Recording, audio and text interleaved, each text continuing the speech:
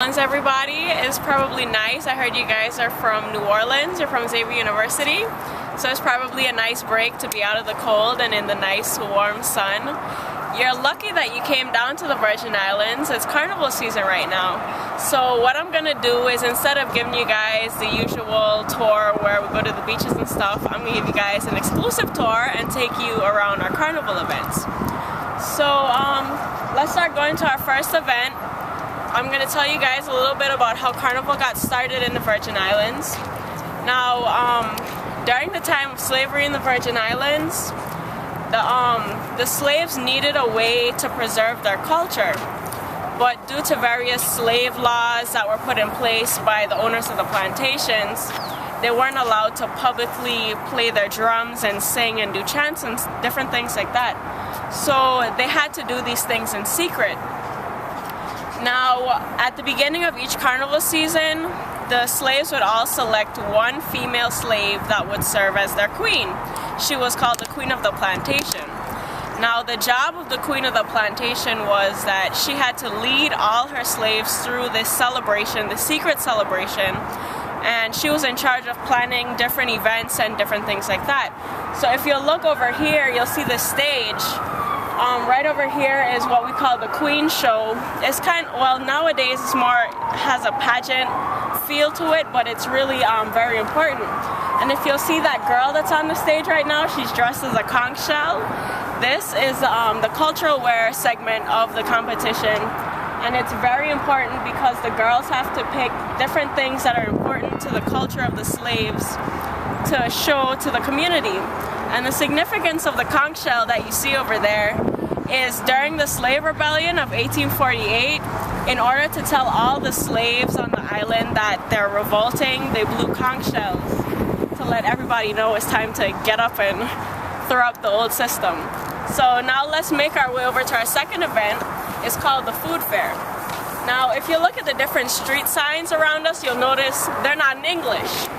Now, the funny thing is that before the United States bought the Virgin Islands, they were owned by Denmark.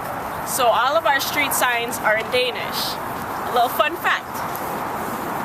Okay, let's keep going down to the food fair.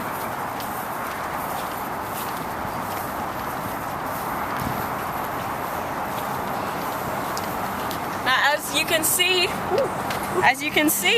as we're walking over this way, you can see all these tables set up everywhere. Now, the food fair is a place where all the locals bring all the local dishes that they've made and they share them with everybody. And you can tell the kind of foods that the slaves were eating because you can see how the different parts of the dishes that are included. So if you'll notice this dish right here, this is called sauce. It's made of pig ears, pig feet, pig tail, pig snout. And what we can deduce from this is that the slaves were given the different parts of various animals that the slave owners didn't want. So let's keep moving.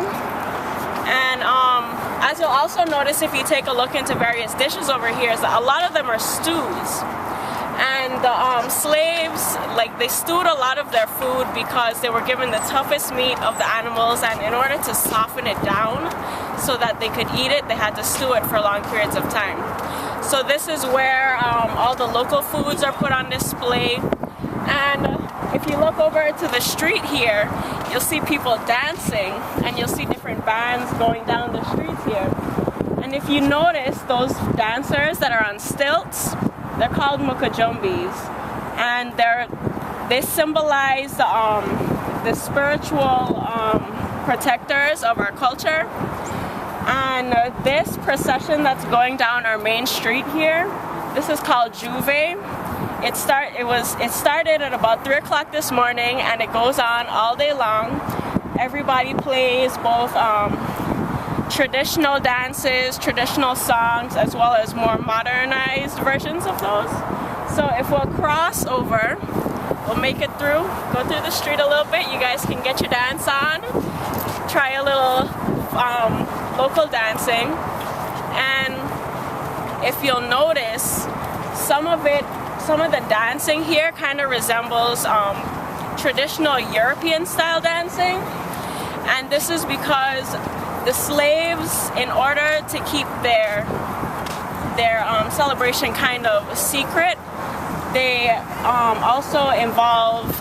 incorporated different European style dances to give the impression that they were just imitating the Europeans. So let's cross the street now and go over to the Carnival Village over here. Yeah, look at that. Look at the people. You see all these people in the street? These are locals having fun during Carnival, getting their dance on. So let's go over to the Carnival Village over here.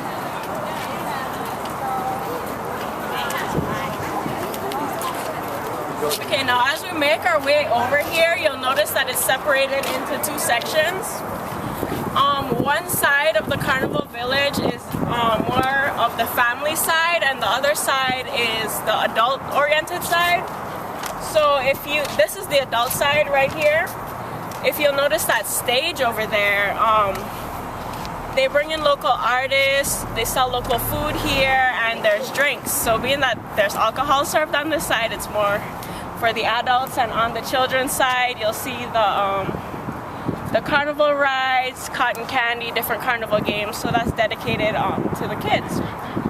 So now that you've seen what Carnival is about, you've gotten a little taste of the history, feel free to frolic and indulge in the culture of the Virgin Islands. Tips are accepted, and I hope you guys had a great tour.